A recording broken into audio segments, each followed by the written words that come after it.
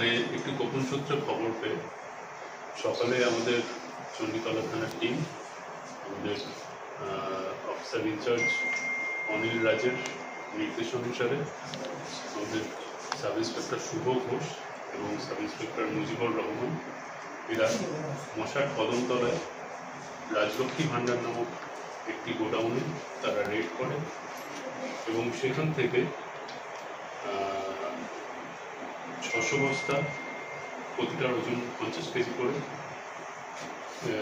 মোট 30,000 কেজি চাল, তারপরে আবার 50টি বস্তা 50 কেজি করে 2,500 কেজি চাল, 2,500 কেজি ময়দা এবং আবার 100টি প্যাকেট 50 কেজি করে 5,000 কেজি ময়দা, সর্বমোট 37,500 কেজি যেটা পিডিএস প্রোডাক্ট আছে, রেশনের প্রোডাক্ট, যেগুলো বেআইনিভাবে যেগুলো অন্য জায়গায় পাচার হচ্ছিল সেইগুলো আমরা উদ্ধার করি।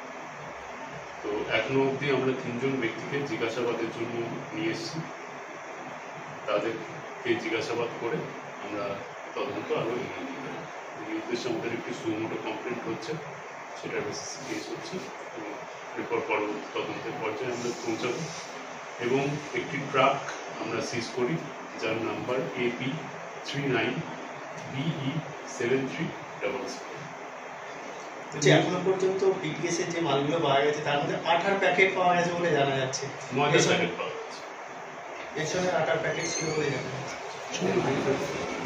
সেটা আমরা ভেরিফাই করছি, এখন দেখছি যে মানে এখন অব্দি আমরা জানতে পেরেছি যেটা ময়দা আছে, আটা আছে, এখন তো রেস্টুরেন্টে আটা তেমন দেখতে পাচ্ছি না, ময়দাটা ম্যাক্সিমাম জায়গায় পাচ্ছেন।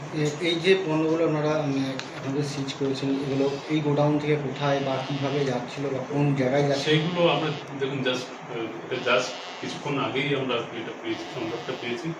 তো 3 জন ব্যক্তিকে আনা হয়েছে, তাদেরকে জিজ্ঞাসাবাদ করছি, এরপর তদন্ত করে এটার কি কোথা থেকে এগুলো আসছে এবং কোথায় সেগুলো পাচার হচ্ছে সেগুলো তদন্ত করে আমরা জানতে পারবো।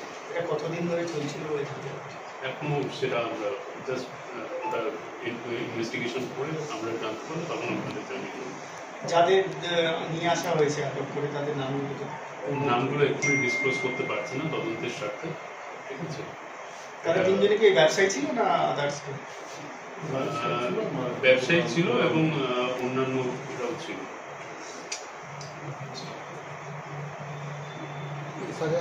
জড়িত এখন কি খোঁজ পাওয়া গেছে?